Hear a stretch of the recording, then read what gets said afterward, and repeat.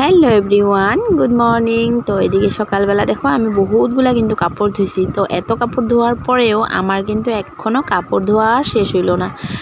কালকে এই দুটোটা প্যান্ট, মানে জিন্সের প্যান্ট দুটোটাই কালকে আমার ছেলে ভরাইছে। মানে ওই যদি আধা ঘন্টা কাপড় পিন্ধক বা সারাদিনই পিন্ধক, কাপড় কিন্তু ওর ধুইতেই লাগবো। মানে একবার পরার পর ওই কাপড় আর তুমি ঢুকাইয়া রাখতে পারবা না ওইটারে না ধোয়া ছাড়া।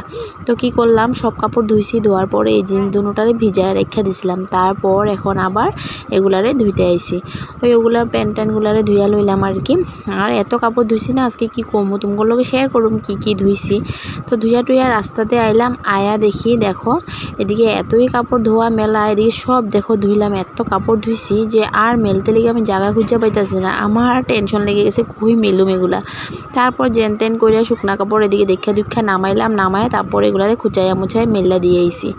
আয়াই দেখো আবার পিছনে যে বাসনগুলা ধুইয়া রাখছিলাম ওগুলারে রোদ্রের থেকে নিতে আইছি।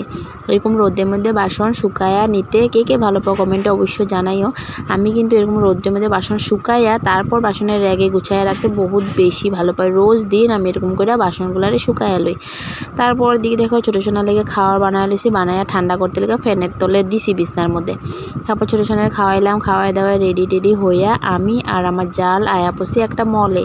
যেহেতু আজকে হইলো ভাইফোঁটা, তো ভাইফোঁটার লেগে গিফট নিতে আইছি, মানে আমার ননদের লেগে আর ভাগ্নির লেগে। আমার ভাগ্নি আমার দুই ছেলেরে ফোঁটা দিব আর ননদে দিব আমার হাজব্যান্ডে। তো আমিও গিফট নিলাম, আমার জালেও নিল গিফট আমার ননদের লেগে। তারপর এদিকে দেখো গিফটগুলো ঘরে আইনা আনবক্সিং করতেছি, মানে আমরা তো দেখে আনছি। তারপর ঘরে আনার পর মারে দেখাইলাম যে কোন গিফটটা কীরকম হয়েছে, অল্প দেখো। তো ভালোই, মা কইতেছে না সব গিফটে ভালো হয়েছে।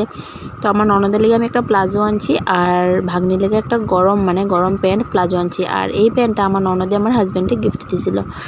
তারপর ওগুলা কইরা টইরা আবার দেখো এই রোদের থেকে সব কাপড় আয়া নামাইলাম, নামাইয়া তারপরে এক এক করে এখন ভাঁজ করে লইতেছি। এত কাপড় না ভাঁজ করতে করতে বহুত টাইম লেগে গেছে।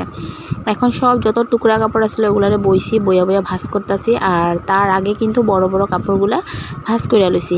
আর ওই যে ছেলের দুইটা জিন্স ধুইছিলাম ওগুলা কিন্তু এখনও শুকায় নাই, আয়াই কিন্তু উল্টায়া দিছি যাতে শুকায়া যাক, কিন্তু অনেক বেশি রৌদ্র শুকায়া তো যাইবই। তো আজকের ব্লগটা কিরকম লাগছে কমেন্টে অবশ্যই জানাটা।